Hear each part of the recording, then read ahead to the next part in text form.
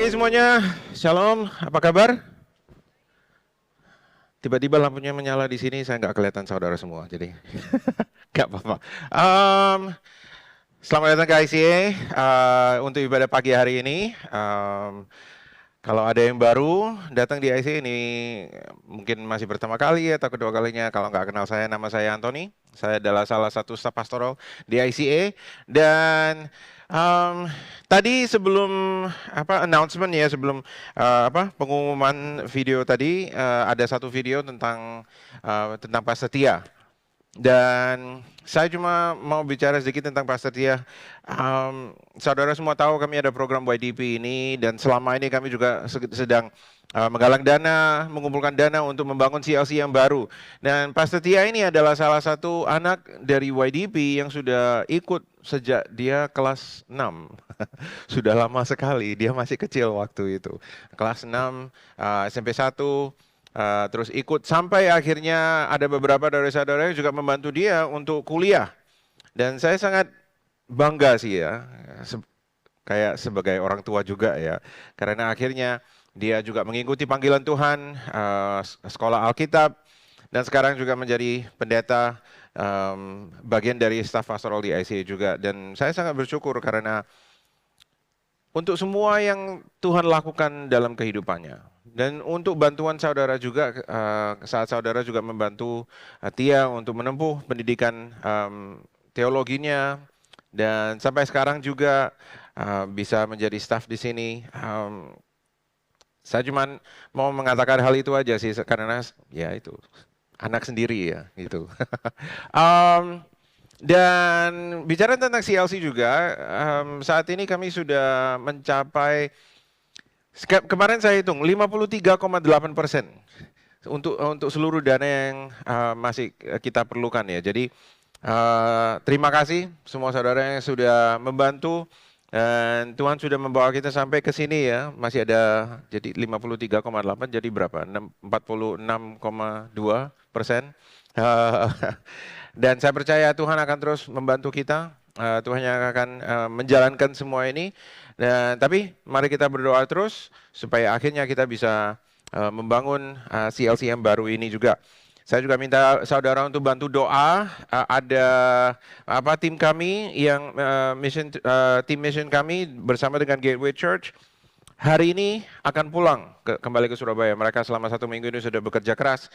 Malam ini mereka akan kembali ke Surabaya, tetapi besok pagi-paginya tim Gateway Church juga akan langsung berangkat pulang ke Amerika. Jadi mari doakan mereka supaya dalam perjalanan pulang Tuhan tetap menjaga mereka dan melindungi mereka. Dan juga untuk tim Gateway, ketika mereka berangkat pulang besok pagi, Tuhan juga akan terus melindungi mereka dan memberkati mereka juga atas semua yang telah mereka kerjakan selama ini. Nah, hari ini kita akan meneruskan seri yang kami mulai 2 minggu lalu ya, karena minggu lalu ada tim Gateway, Pastor Ben yang bicara, membawa firman minggu lalu. Jadi hari ini kita melanjutkan seri kehidupan kerajaan ini. Dan untuk bagian pertama, jika saudara mungkin tidak sempat datang untuk mendengar khotbah, saudara bisa cari di YouTube di ICA Surabaya dan mendengar khotbah yang pertama itu, bagian pertama itu. Dan kita hari ini akan melanjutkan semestinya dari bagian pertama, karena bagian pertama kita bicara tentang perilaku kerajaan. Dan kita bahas tentang apa yang dipanggil sebagai ucapan bahagia yang Tuhan Yesus sendiri ajarkan,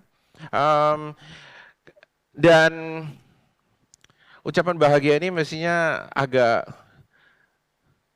saya nggak tahu bagaimana jelaskannya ya. Kalau bahasa Inggrisnya namanya Beatitudes. Di bahasa Indonesia diterjemahkan sebagai ucapan bahagia. Karena di sini Tuhan Yesus mengajarkan bahwa inilah sifat-sifat yang menurut Yesus mendatangkan kebahagiaan sejati. Dan tetapi kebahagiaan seperti ini yang Yesus ajarkan ini sebenarnya tidak masuk akal bagi dunia. Bukan hanya pada zaman Yesus, tetapi juga pada zaman sekarang ini, zaman kita sendiri. Dan mungkin bahkan untuk setiap zaman, ajaran-ajaran seperti ini sebenarnya tidak masuk akal. Karena dunia mengajar kita bahwa kebahagiaan itu datang ketika kita bisa menang atas orang lain. Ketika kita bisa menunjukkan bahwa kita kuat. Dan kita bisa menunjukkan kuasa kita. Dan bahagia itu bagi dunia ketika kita bisa memaksakan atau kita bisa membuktikan bahwa hak kita lebih penting daripada hak orang lain. Tetapi apa yang Yesus ajarkan di ucapan bahagia ini justru sebaliknya. Dan apa yang kita pelajari 2 minggu lalu bahwa kita harus miskin, yang Yesus katakan, untuk menyadari bahwa sebenarnya kita bergantung kepada sosok yang bisa mengangkat kita. Dan hanya satu sosok yang bisa mengangkat kita adalah Bapa di surga. Yesus juga mengajarkan bahwa kita perlu berduka. Berduka untuk apa? Untuk menyadari bahwa kita adalah orang-orang yang berdosa. Dia juga mengajar bahwa kita perlu menjadi lemah lembut. Supaya akhirnya kita juga menyadari kelemahan pribadi kita sendiri. Tetapi ini masalahnya, kenapa kita selalu bertanya, kenapa hal-hal seperti ini adalah hal-hal yang sulit? Karena memang seharusnya sulit. Karena apa yang Yesus ajarkan ini, sungguh-sungguh melawan apa yang diajarkan oleh dunia. Jadi selama kehidupan kita, apa yang kita pelajari kebanyakan adalah apa yang kita pelajari dari dunia. Apa yang ada di dalam budaya kita. Dan semua yang kita lakukan, perilaku kita, menurut saya adalah respon kita atas apa yang diajar oleh dunia.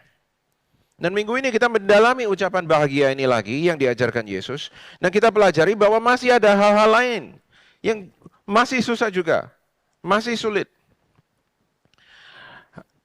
Tapi kita perlu mempelajari semua ini supaya akhirnya perilaku kita pun sebagai orang-orang yang percaya bisa dirubah menjadi lebih mirip perilaku kerajaan Kristus. Nah, kita lanjutkan di Matius pasal 5. Mari kita baca ayat 7. Dan ini yang dikatakan firman Tuhan. Ini yang dikatakan Yesus sendiri. Berbahagialah orang yang murah hatinya karena mereka akan beroleh kemurahan. Yesus mengajarkan supaya kita bermurah hati. Tetapi kata asli untuk murah hati di sini yang digunakan dalam perjanjian kitab ini ya di Matius ini perjanjian baru ini ditulis dalam bahasa Yunani. Kata aslinya yang digunakan ada elimones. Tetapi dalam Ibrani kata ini juga adalah sheket. Dan sebenarnya elimonis dan sheket ini tidak bisa diterjemahkan secara tepat dalam bahasa Indonesia. Bahkan dalam bahasa Inggris pun agak susah. Karena murah hati yang dibicarakan oleh Yesus ini, elimonis ini bukan hanya murah hati di mana kita suka atau mudah memberi, bukan hanya tidak pelit, karena itu adalah terjemahan arti kata murah hati ini ya.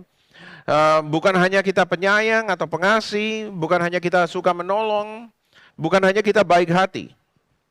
Kalau kita bicara tentang arti kata murah hati seperti itu dalam definisi di kamus ya, itu mirip seperti simpatis atau bahkan juga empatis.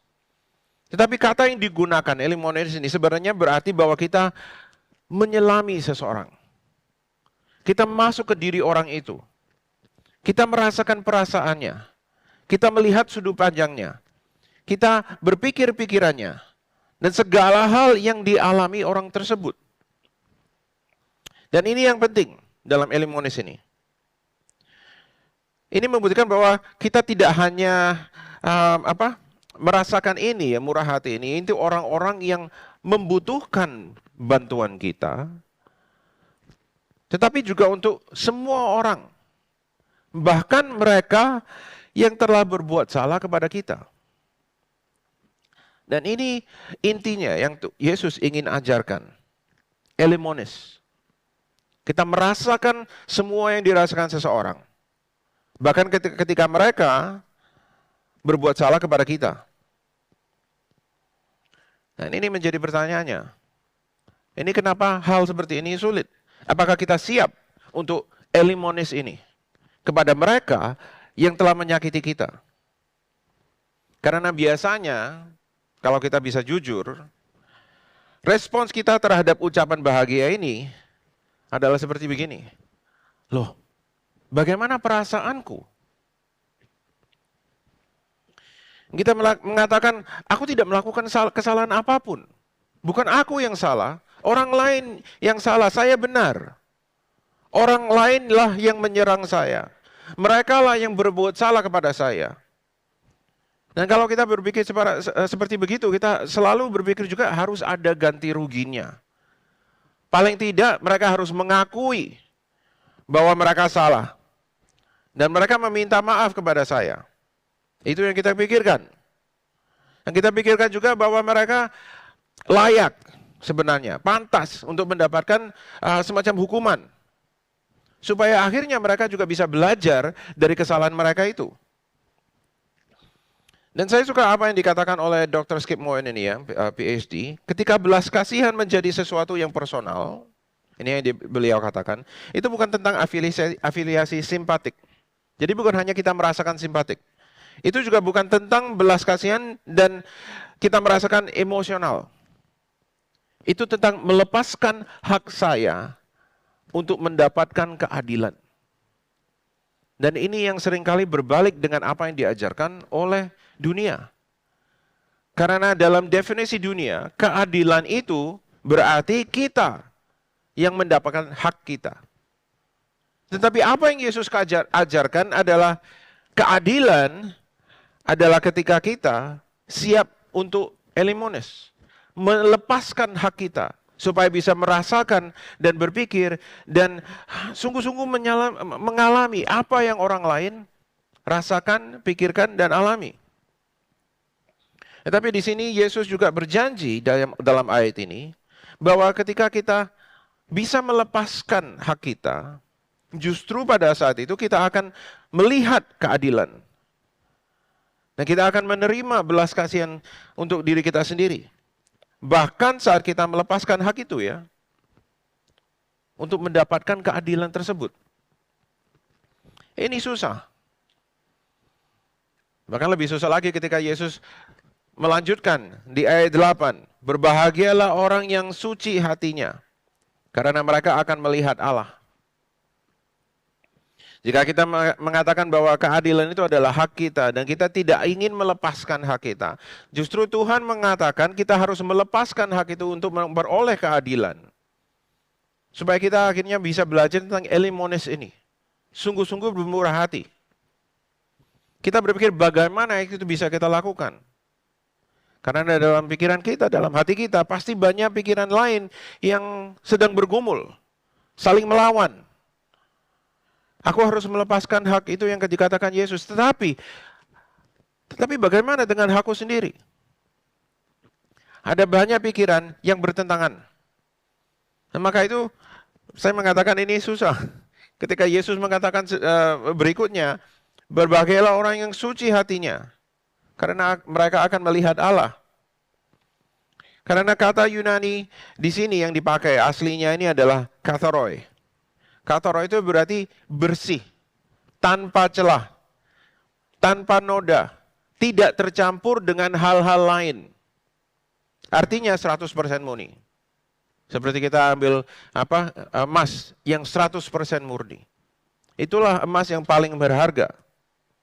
Tanpa campuran dan hal-hal lainnya. Dan jika kita bicara tentang hati, ketika kita berbicara tentang hati, artinya hati yang sepenuhnya bebas dari pikiran atau motif yang tidak murni. Ini mengapa saya katakan ini sangat sulit sekali. Barclay bahkan mengatakan berbagai orang yang motifnya selalu sepenuhnya tidak tercampur. Tetapi apakah kita sendiri bisa mengatakan demikian, bahwa dalam hati kita, pikiran kita, motif kita tidak tercampur dengan hal-hal lain? Ketika kita bicara tentang hati semurni ini ya, yang tidak ada motif yang tercampur di dalam hati ini ya, saya membayangkan kepolosan seperti anak kecil. Benar bukan? Karena kalau kita melihat anak kecil, mereka sungguh-sungguh tidak ada prasangka yang buruk. Mereka mengatakan apa adanya, mereka jujur, mereka polos lah.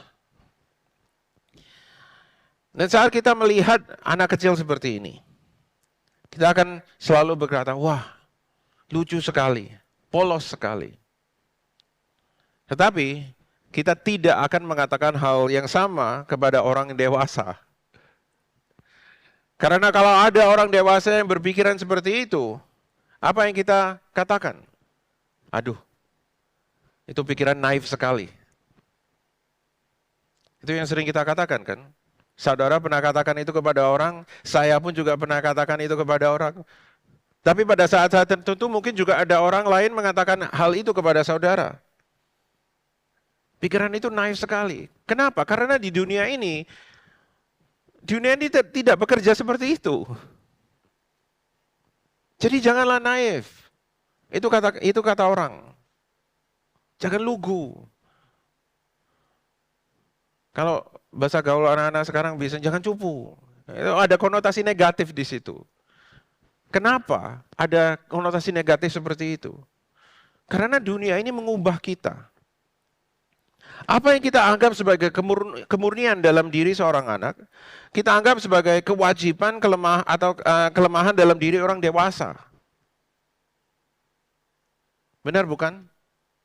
Kita merasakan, aduh, itu lemah. Kalau orang dewasa bisa polos seperti itu, kelemahan.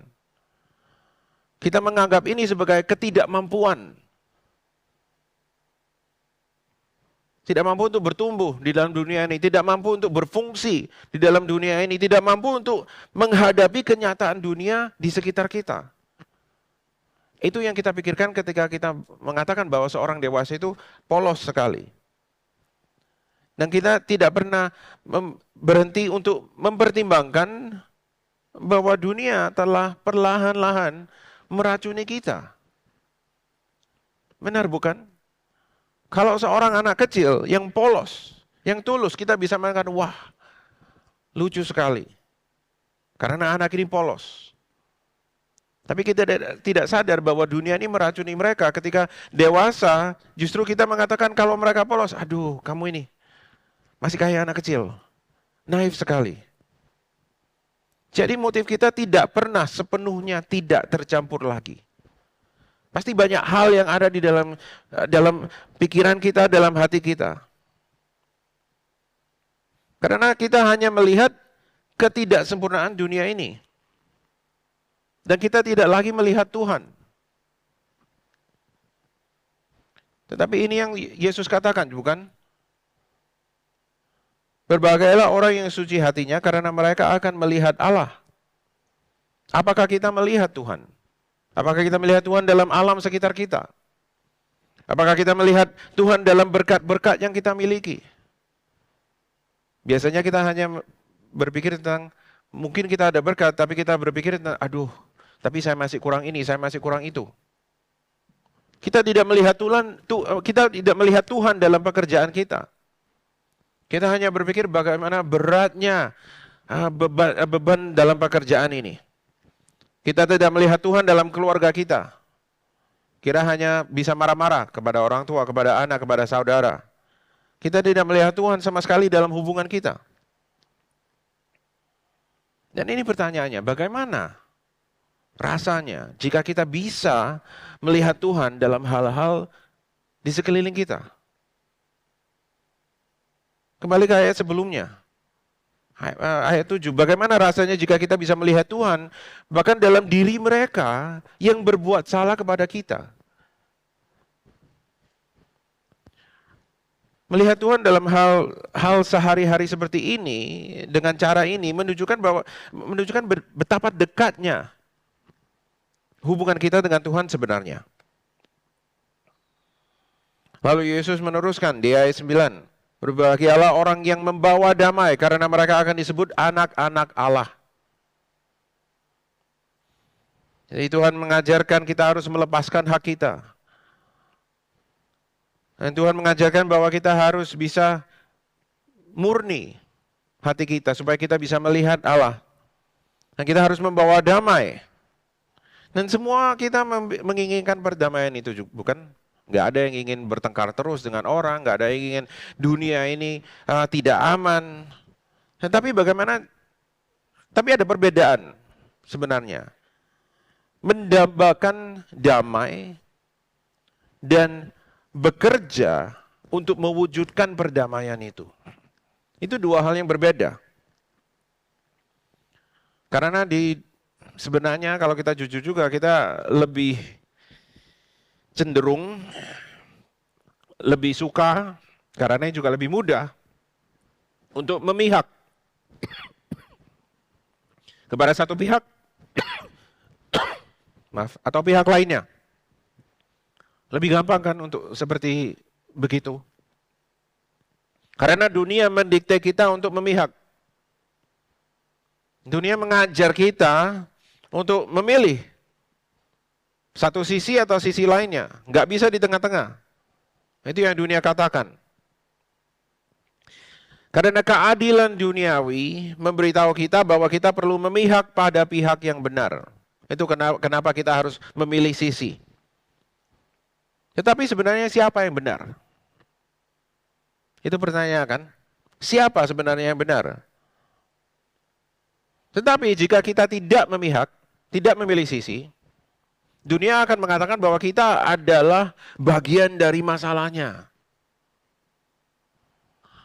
Bayangkan saja, semua yang sedang terjadi di dunia saat ini. Perselisihan antara negara, perang, dan hal-hal seperti itu. Barusan juga ada dua negara yang sudah di ajang perperangan ini. Saudara sudah tahu, saya nggak usah ngomong tentang siapa, negara mana. Tetapi saya juga melihat bahwa di sosmed pun banyak yang langsung mengambil sisi. Ada yang memihak ke negara A, ada yang memihak ke negara B. Dan semua bertengkar online. Dan saya sadar bahwa ada satu orang yang mengatakan, kenapa kita tidak bisa melihat semua ini dari sudut pandang yang berbeda, supaya akhirnya kita bisa menuju ke perdamaian. Orang ini dianggap bodoh. Dan semua mengatakan, kamu ini, ya ini. Karena orang-orang seperti kamu ini masanya kita, ini yang menjadi masalah. Karena ada orang-orang seperti kamu yang tidak memilih sisi manapun. Ini yang dunia ajarkan kepada kita. Bahwa kita harus memilih. Memilih antara seperti saya kata-kata di negara A dan B. Memilih antara ideologi tertentu. Yang satu dan yang dua. Pro kehidupan, pro pilihan. Liberal, konservatif. Harus memilih. Kamu mau yang mana? Kalau kamu nggak milih, berarti kamu yang menjadi masalah. Itu yang dunia katakan. Mungkin kita merasakan, oke, saya tinggal di sini cuma satu orang aja, tidak terlibat dengan perperangan antara negara manapun. Bagaimana saya bisa maju ke sana untuk membawa perdamaian, untuk memperjuangkan perdamaian di sana? Kita nggak usah lihat skala yang besar. Mari kita lihat skala yang kecil. Dalam keluarga pun kita juga merasakan hal yang sama. Karena kadang dalam keluarga pun kita harus memilih sisi. Kamu setuju sama mama atau sama papa? Kamu setuju sama adik kamu atau kakak kamu? Kamu setuju sama teman ini atau teman itu? Dan kita terseret semua dalam masalah-masalah seperti ini antara satu pihak atau pihak lainnya. Dan ini yang menjadi masalah, ini yang menjadi hal seperti ini sulit. Bagaimana kita bisa mengejar perdamaian ini, bekerja untuk perdamaian ini. Ini yang kita katakan. Tapi aku kan juga punya hak. Hakku di mana? Terutama kalau kita ada perselisihan dengan keluarga sendiri. Pola pikir inilah yang membuat kita sulit untuk menjadi pembawa damai. Jadi mungkin ada yang bertanya juga, jadi apakah kita tidak memihak? Apakah kita tidak punya opini sendiri? Tidak ada pikiran sendiri? Ya menurut saya tidak juga. Karena saya rasa itu tidak mungkin. Tetapi bagaimana jika meskipun pendapat kita jauh berbeda dengan orang lain, kita tetap berupaya untuk menjadi pembawa damai. Bukan hanya ketika kita di luar perselisihan itu, tetapi kita di dalam pun. Kalau yang bertengkar adalah kita dengan orang tua atau kita dengan saudara, bukan hanya orang tua dengan orang tua atau teman dengan teman. Kalau kita yang bertengkar, kalau kita yang berselisih, kalau kita yang berbeda pendapat, apakah kita tetap berupaya untuk menjadi pembawa damai? Itu berarti meskipun saya pro kehidupan, saya akan bekerja keras untuk menjangkau orang-orang yang berpikir beda. Saya akan mengulurkan tangan kepada mereka. Itu berarti meskipun saya seorang liberal mungkin, saya tetap akan berupaya untuk membawa damai dengan orang-orang konservatif. Berupaya mewujudkan damai ini. Itu berarti di pihak manapun kita berada, kita tidak akan berkata, saya nggak suka kamu. Saya doakan kamu lenyap. Kalau kamu nggak ada, sudah damai. Justru kita diajarkan oleh Yesus untuk berkata kepada pihak lain, saya melihat saudara. Saya tidak setuju dengan pendapat saudara. Tetapi saya ingin membangun kembali jembatan ini di antara kita. Meskipun ini pekerjaan yang sulit. Supaya akhirnya kita bisa memulihkan hubungan yang benar antara sesama manusia, antara orang tua, saudara kandung, teman, antara diri kita dengan orang lain. Dan apa yang Yesus katakan, ketika kita bisa membawa damai seperti ini, kita disebut sebagai anak Allah. Ya, meskipun begitu, mungkin kita menunjukkan belas kasihan, elimones ini, kita mungkin melihat Tuhan. Kita mungkin berjuang untuk perdamaian. Kita mungkin melakukan semua hal ini menjadi anak-anak Tuhan yang sejati. Tetap semua ini, ucapan bahagia yang Yesus ajarkan ini, tidak akan membuat hidup lebih mudah. Ini kenapa kita mengatakan hal seperti ini sulit sekali. Karena di ayat 10, Yesus tetap mengatakan berbahagialah orang yang dianiaya oleh sebab kebenaran. Karena merekalah yang empunya kerajaan. Ini kadang saya merasa sebagai umat Kristen, sebagai pengikut Yesus, ini yang kita lupakan. Bahwa kita akan dianiaya. Ini yang akan kita hadapi. Dan Yesus selalu sangat jelas tentang hal ini. Bukan hanya di ayat ini. Beberapa kali dia juga mengatakan, jika engkau mengikutiku, mereka akan mencelamu. Karena mereka juga mencelaku. Itu yang Yesus katakan. Kita bisa mengatakan bahwa Yesus belak-belakan tentang hal-hal seperti ini. Kita akan dianiaya. Kenapa? Karena kita adalah pengikut Kristus. Tapi ini yang harus menjadi pertanyaan bagi diri kita semua.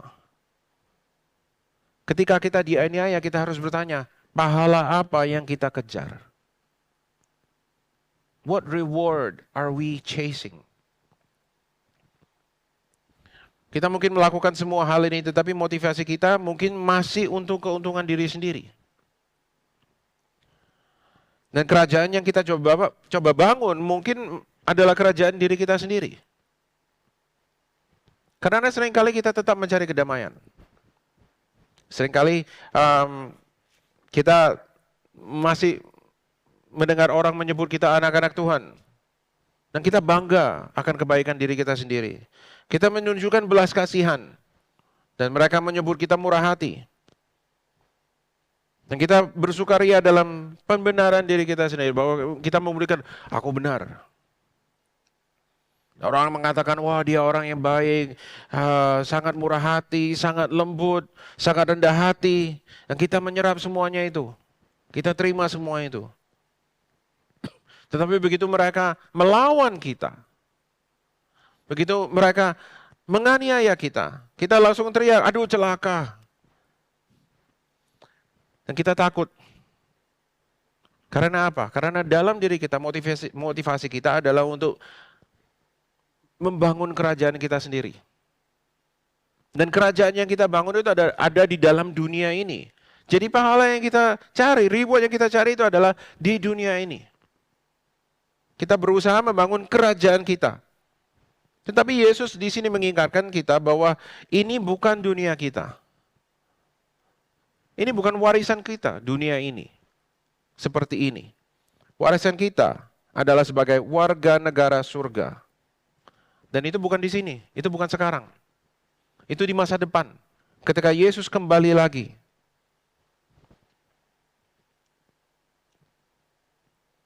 Nah, ayat 11 dia terus meneruskan bahwa berbahagialah kamu jika karena aku kamu dicela dan dianiaya dan kepadamu difitnahkan segala hal yang jahat. Bersukacitalah dan bergembiralah karena upahmu besar di surga, sebab demikian juga telah dianiaya nabi-nabi yang sebelum kamu. Kita mengalami kesulitan menghadapi penganiayaan seperti ini karena kita pikir semua ini tentang kita. Semua masalah, kalau kita mendapatkan masalah, kita mengatakan celaka aku karena kita pikir itu tentang kita. Kita percaya bahwa kita lah yang benar-benar terpenting. Tetapi itu jauh dari kebenaran. Ini semua tentang Yesus. Dan ini semua karena Kristus. Bayangkan saja, kalau kita baca Perjanjian Baru, kita melihat terutama gereja mula-mula. Mereka menghadapi banyak penganiayaan. Dunia pada saat itu memanggil mereka sebagai kanibal. Karena mereka mengambil bagian dalam perjamuan kudus. Ini tubuhku, dipecah-pecah. Jadi mereka semua dunia mengatakan, oh mereka saling memakan diri umat mereka sendiri. Mereka minum darah, mereka memakan bayi, mereka memecah belah dan menghancurkan keluarga mereka tidak bermoral. Itu yang dikatakan tentang gereja mula-mula pada saat itu. Saya ingin bertanya kepada saudara semua, ketika saudara mulai mengikuti Kristus, mulai percaya akan Tuhan, apa yang orang katakan tentang saudara? Mungkin saudara tumbuh di dalam keluarga Kristen, atau mungkin tidak. Bahkan di dalam keluarga Kristen pun, ketika saudara keluar bersama dengan teman-teman, apa yang mereka katakan? Ini yang dikatakan oleh keluarga saya dan teman-teman saya ketika saya mulai percaya mulai mengikuti Kristus. Mereka mengatakan bahwa saya tidak berbakti kepada keluarga. Saya lantarkan keluarga, buang mereka, lantarkan leluhur. Mereka mengatakan saya fanatik. Dan karena semua itu mereka mengatakan bahwa saya mengkhianati keluarga dan tradisi mereka dan warisan saya. Ini satu pertanyaan yang sering ditanyakan kepada saya. Kamu pikir gereja akan kasih kamu makan kalau kamu nggak ada uang?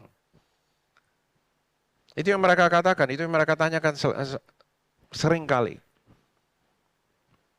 Saya bersyukur bahwa sejak saat itu, banyak dari keluarga saya juga akhirnya percaya kepada Kristus.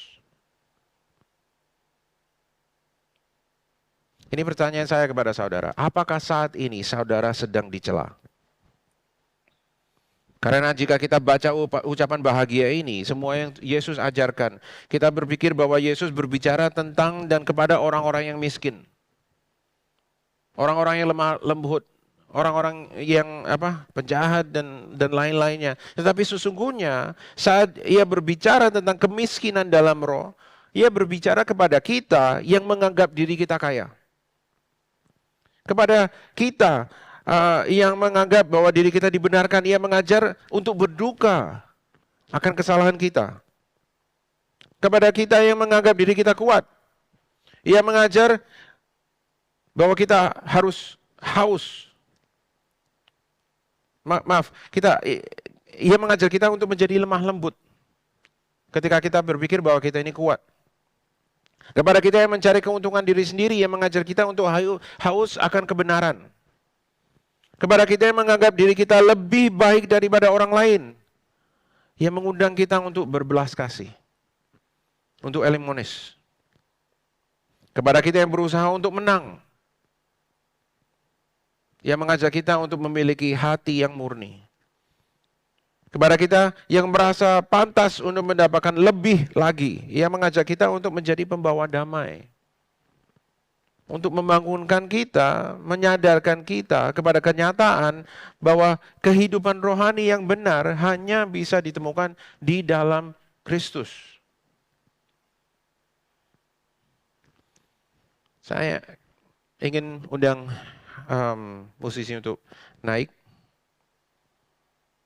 Dan kita akan tutup saat ini. Dan saya ingin saudara untuk berpikir tentang satu hal. Bagaimana saudara melawan dunia ini? Dan bagaimana dunia akan melawan saudara? Salah satu kakek saya adalah pekerja kayu. Ya. Waktu dia muda dia bekerja membuat perabot rumah. Fun fact, saya pernah ke RKZ dan ibu saya mengatakan, oh, dia menunjuk kepada satu perabot ya yang ada dalam satu ruangan ya. Dia mengatakan ini yang RKZ yang bagian yang lama bukan yang baru. Jadi masih ada perabot-perabot lama di sana. Dia mengatakan, loh, ini buatan kakekmu. Saya kaget juga. Dan saya nggak pernah melihat kakek saya bekerja. Karena ketika maksudnya buat perabot ya, karena setelah saya lahir dan saya bisa mengingat hal-hal tertentu, bisa mulai ingat hal-hal ya, dia sudah pensiun, dia sudah tidak lagi membuat perabot. Tapi saya mengerti bahwa ketika kita bekerja dengan kayu itu ada serat-seratnya. Dan apapun yang kita lakukan dengan kayu itu, kalau kita mau memotong atau apa, kita harus mengikuti serat kayu itu. Kalau kita bekerja melawan serat kayu, kita akan terluka. Akan ada serpian kayu yang masuk ke dalam badan kita. Kita akan merusak serat itu. Pasti ada sobekan dalam kayu itu. Dan hasil akhirnya akan sangat kasar. Dan kita seperti kayu ini. Apakah kita akan diputar oleh dunia ini dan dipotong, diukir atau diapapun menurut peraturan dunia, menurut ajaran dunia? Atau apakah kita sudi untuk dibalik oleh Kristus supaya akhirnya kita dibentuk sesuai rencananya sebagai umatnya? Karena kalau kita diputar sesuai dengan arah Kristus, ketika dunia ingin membentuk kita, pasti ada serpian kayu yang menusuk mereka. Dan dunia ini tidak akan senang. Dan dunia ini akan menganiaya saudara, melawan saudara, seperti mereka melawan Kristus.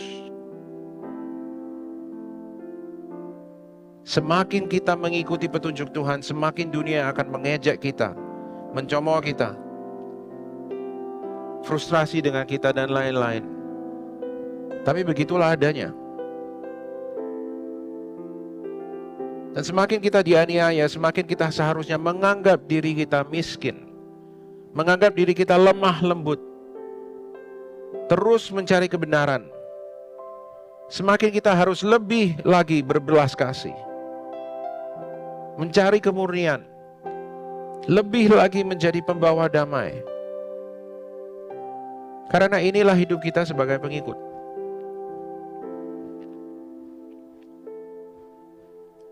Bagaimana kita menanggapi hal ini? Mari kita berdoa. Tuhan, kami bersyukur atas firman-Mu yang mengajar kami bagaimana kita mencari kebahagiaan. Dari ucapan-ucapan bahagia ini, Tuhan, kami mengerti bahwa sebenarnya mungkin apa yang selama ini kami lakukan untuk mencari kebahagiaan, untuk mengejar kebahagiaan, itu semua mengikuti pola dunia. Ajar kami, Tuhan, untuk bisa dirubah oleh Roh Kudus. dirubah oleh kemurahan hati-Mu, supaya akhirnya kami mengejar kebahagiaan sesuai dengan apa yang Engkau ajarkan, Yesus. Bahwa apapun yang dunia katakan, kita justru melakukan sebaliknya, sesuai kehendak-Mu, sesuai ajaran-Mu. Ajar kami Tuhan untuk mempunyai hati yang murni, supaya di dalam segala hal, baik atau buruk, kami bisa melihat-Mu, bahwa ada Engkau di situ. Bahkan dalam orang-orang yang berbuat salah kepada kami bisa melihat bahwa mereka tetap dibentuk sesuai dengan rupa-Mu. Ajar kami untuk mencari bekerja menjadi pembawa damai. Apapun yang kami lalui, apapun yang kami rasakan, Tuhan, semua ini kami lepaskan. Karena ini bukan hanya tentang perasaan kami, tetapi kebenaran sebenarnya. Apa yang harus kami lakukan supaya dalam semua hal ini kami bisa menuju kepadamu. Dan meskipun dunia menganiaya kami tetap mengejar-Mu, kami tetap mengikuti-Mu. Karena kami adalah warga negara surga, bukan warga negara di dunia ini. Dan apa yang kami kejar, Tuhan, hanya ada di dalam-Mu. Beri umat-Mu kekuatan, Tuhan. Beri umat-Mu urapan-Mu, supaya kami bisa melakukan semua hal ini untuk memuliakan nama-Mu. Dalam nama Yesus. Saya undang saudara untuk bangkit berdiri. Angkat tangan saudara untuk menerima berkat dari Tuhan pada pagi hari ini. Saudara semua, kiranya Tuhan selalu menjaga kalian. Kiranya Bapa di surga selalu memandang kalian dalam belas kasihan-Nya. Dan kiranya Yesus selalu berjalan bersama dengan saudara, memberi saudara pengajaran yang benar, untuk bisa menjadi murah hati, untuk mempunyai hati yang murni, untuk menjadi pembawa damai. Dan kiranya Roh Kudus selalu mengurapi saudara untuk bisa melakukan semua ini di dalam kuasa-Nya, supaya saudara bisa memuliakan nama Kristus dari sekarang sampai kedatangannya kedua kalinya. Dalam nama Bapa, Putra, dan Roh Kudus kami berdoa. Amin. Amin. Selamat pagi saudara, terima kasih untuk kehadiran saudara. Kiranya Tuhan selalu memberkati saudara dalam minggu ke depan. Sampai jumpa. Kami senang Anda bergabung dengan ibadah ICA hari ini. Selamat berakhir pekan dan sampai jumpa minggu depan. Tuhan berkati Anda dan keluarga. Mari membuat hidup lebih baik dan mengubah kota kita. Bergabunglah dengan kami dalam penggalangan dana untuk membangun Community Leadership Center dan gereja di Surabaya. Cukup scan kode QR ini untuk berdonasi. Kunjungi juga stand CLC di lobi untuk mempelajari informasi lebih lanjut. Bersama-sama ICA, mari kita mengubah kota kita. Young Adults, mari meluangkan waktu untuk Tuhan dalam A Day of Pause di tanggal 12 Juli di ICA East, dari jam 8 pagi sampai jam 9 malam. Biaya pendaftaran Rp100.000 sudah termasuk makan, snack, dan t-shirt. Daftarkan dirimu hari ini dan mari diperbaharui kembali bersama Tuhan. ICA sedang mencari volunteer untuk bergabung di tim live stream hari Minggu pagi. Tugasnya termasuk operator kamera, streaming video, LCD, dan lainnya. Klik QR untuk info lebih lanjut dan daftar untuk membantu menyebarkan Injil ke seluruh belahan dunia. Memberikan persembahan menjadi semakin mudah. Silakan scan QR Code di layar dengan menggunakan aplikasi bank Anda atau kunjungi icaspy.com/giving untuk informasi lebih lanjut. Sumbangan dana untuk beasiswa YDP memiliki kode QR yang baru. Dana beasiswa YDP membantu anak-anak remaja kurang mampu di komunitas agar dapat mengejar impian mereka untuk mendapatkan pendidikan di perguruan tinggi. Pemberian untuk program ini sekarang memiliki kode QR sendiri, sehingga akan lebih mudah untuk Anda memberi dan mendukung impian anak-anak di YDP. ICA membuka kesempatan untuk Anda dapat bergabung menjadi volunteer di ICA untuk melayani dalam bidang service media dan juga hospitality. Untuk mendaftarkan diri menjadi volunteer di ICA, Anda bisa scan QR Code di layar atau di meja informasi yang ada di lobi. Mari melayani Tuhan dan memberkati gerejanya. Kelompok kecil adalah cara terbaik untuk terhubung dan bertemu dengan lebih banyak teman di ICA. Apabila Anda belum tertanam dalam komunitas Go Group di ICA, silakan kunjungi website ICA atau buka dari aplikasi Church Center untuk menemukan Go Group yang tepat bagi musim kehidupan Anda saat ini. Mari bertumbuh melalui Go Group. Kami rindu untuk bisa mendoakan Anda. Bagikan pokok doa Anda melalui tautan bit.ly/ICA Prayer Online dan bersama kita melangkah dan percaya bahwa Tuhan bekerja. Bergabunglah dalam doa online ICA setiap Selasa malam pukul 7:30 melalui Zoom. Cek sosial media kami setiap hari Selasa untuk informasi link tersebut. Mari bersekutu dalam ibadah serta doa bersama. Tahukah Anda bahwa catatan khotbah ICA dapat ditemukan setiap minggunya di aplikasi Alkitab YouVersion? Setelah mengunduh aplikasi YouVersion, cukup klik Events, ketik lokasi ICA Anda di hari itu, yaitu ICA West atau ICA East, untuk menemukan catatan khotbah dan semua ayat Alkitab untuk khotbah hari Minggu tersebut. Selamat mencoba! Untuk informasi lebih lanjut tentang kegiatan di gereja ICA, tautan penting, pengumuman yang mungkin terlewatkan, serta form pendaftaran, silakan mengunduh aplikasi Church Center, satu aplikasi untuk semua informasi tentang ICA Surabaya. ICA mengadakan ibadah setiap minggu di gereja dan juga online di YouTube channel ICA Surabaya. Bergabung bersama kami setiap hari Minggu untuk menyembah dan belajar firman Tuhan bersama-sama. Ikuti sosial media ICA Surabaya di YouTube, Facebook, Instagram, dan Spotify. Anda dapat menemukan berbagai informasi, playlist musik, video, renungan, dan lainnya.